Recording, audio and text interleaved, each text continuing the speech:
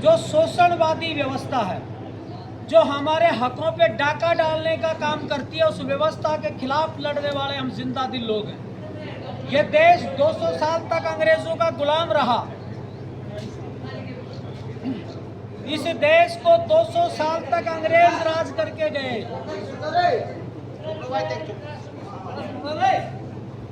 वो लोग 200 साल तक 7 समुंदर पार के लोग हमारे देश पर राज करके गए। और वो किस लिए करके गए? हमारे अपने लोग उनकी सेनाओं में थे। हमारे अपने लोग, जो लोग आज़ादी की मांग करते थे, उन पे कोड़े बरसाते थे। हुक्म अंग्रेज का होता था, कोड़े हमारे शरीर पे, हमारे पूर्वजों के शरीर पे बरसाए गए।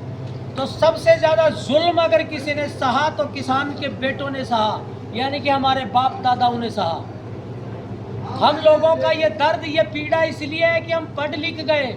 हमारे बाप दादाओं ने हमें तालीम दिलवाई, हम पढ़ गए, तो हमारे दिमाग में ये है कि हमने 200 साल तक गुलामी की दास्तां झेली।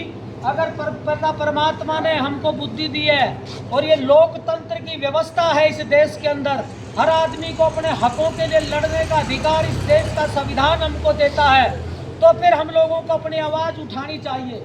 और साथियों, जिंदा दिल कौमें कभी वक्त का इंतजार नहीं करती और कभी अन्याय और अत्याचार को नहीं सह सकती। ये बात हमको ध्यान में रखनी पड़ेगी। हम मिट्टी का, जो देश की, जो हमारी भूमि है, खेत का, अपने पसीने से, ये पसीना इस धरती में जब हमारा गिरता है, तब इस देश के लिए हम लोग अन्न पैदा करते हैं और उससे इस देश का भरण पोषण करने वाले वो लोग हैं जिनका कर्जा इस मुल्क पे सदियों पहले से चलता आ रहा हम लोगों का। आज हम लोगों की हालत किस तरीके की है, मैं तो ये समझता हूँ कि उस हालत के अंदर जो सरकारी तंत्र, जो व्यवस्थाएं हैं, उसमें हम भी बराबर के दोषी हैं। ऐसा नहीं है कि हम दोषी नहीं हैं क्योंकि हम लोगों में कमी है। और वो कमी ऐसी हो गई कि एक षड्यंत्रकारी एक व्यवस्था आई, उसने किसान को फाड़ने का काम किया। ये बड़ी बात नहीं, आजकल तो लोगों ने घरों को ही फाड़ दिया।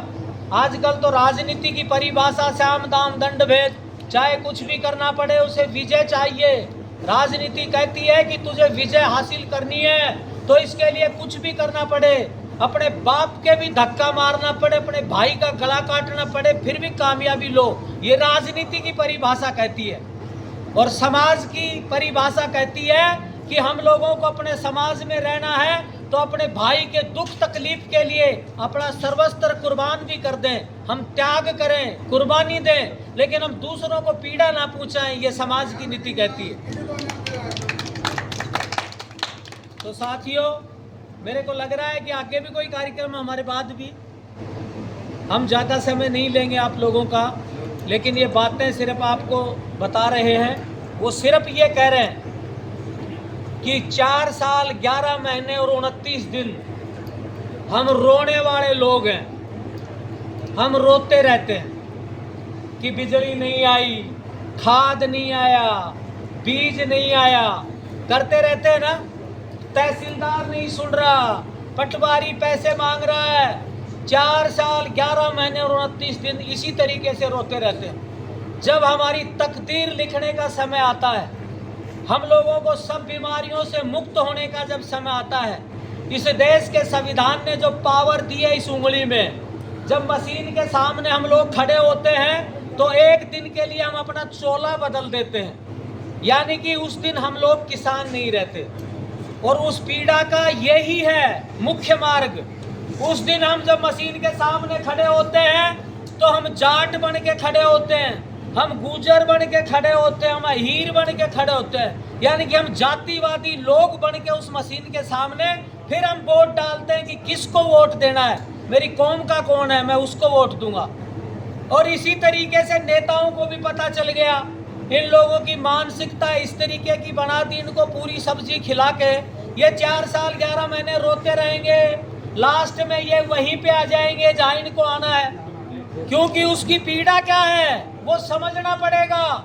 जैसे हमारे बीच का कोई साथी संघर्ष कर रहा है, 5 साल से लगातार हमारे बीच में आता है, हमारी समस्याओं के लिए बेचारा दिन रात एक करता है, और वो जब हमारे बीच में आएगा, ताऊ अगर तुम कहो तो मैं चुनाव लड़ लूँ, क्योंकि इन समस्याओं का मेरे को पता है, मेरे को बहुत दर्द है, तो हम लोगों की एक आवाज आती है, भाई ऐसा कर, तू चुनाव भाई निर्दलीय में तेरी पार ना पड़ेगी, तू तो कोई पार्टी को टिकट ले आ, और पार्टी को अगर टिकट ले आए तो हम तेरे साथ लग जाएगा, यही कहते हैं हम लोग। उसको एक चीज समझ में आती है कि यार मैं 4-5 साल हो गए इनके सामने जूता तुड़ा रहा हूं, तो मैं इनके पास क्या करूं भाई, ये तो पार्टियों के गुलाम लोग हैं, इनको पार्टी सिंबल मेरे को देगी तो ही वोट देंगे, तो इनका काम तो बटन दबाना है पार्टी पे, तो वो जाएगा राजनीतिक दरबारों में, अब वो जाएगा बीजेपी को, जो भी दल होगा उस पे जाके वो सेटिंग करेगा और वो दुख सुख पाके अपना टिकट लेके आएगा।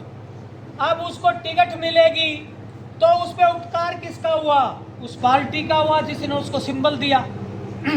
हम लोग उसको वोट कर देते हैं पार्टी के हिसाब से, वो जीत गया, अब वो विधानसभा में गया, वहां जाकर के नीतियां बनती हैं, तो उन नीतियों में पार्टी जिसकी सरकार होगी वो कहेगी इस तरीके का किसान बिल बनाया जाता है, राजस्थान के किसानों को भूमिहीन करने के लिए इस प्रदेश में नो ग्रीनफील्ड एक्सप्रेस वे निकाले जा रहे हैं। कोई विधायक नहीं बोला, सिर्फ नीम का थाना का विधायक और टोडा भीम का एक विधायक, सिर्फ 2 लोगों ने आवाज उठाई, 198 लोग उस बिल के खिलाफ नहीं बोले।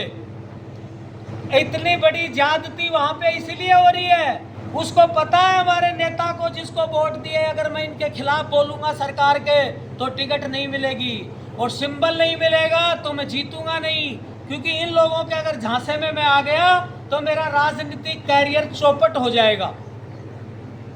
मैं सिर्फ आपको ये निवेदन कर रहा हूं कि हम जब तक, दीनबंधु सर छोटू राम जी कहते थे कि जब तक रे किसान तेरे हाथ में कलम की ताकत नहीं आएगी, तेरे बेटे जिनके सीने में तेरे प्रति दर्द है वो बच्चे विधानसभा और लोकसभा में नहीं बैठेंगे, तेरा भला हो नहीं सकता। इसलिए अपने और पराये को पहचान, अपना और पराये के दर्द को जान और अपनों के साथ खड़ा हो। पार्टियों के सिंबल को ठोकर मारोगे, अगर ठोकर नहीं मारोगे तो इसी तरीके से ठोकर खा खा के गिरते रहोगे।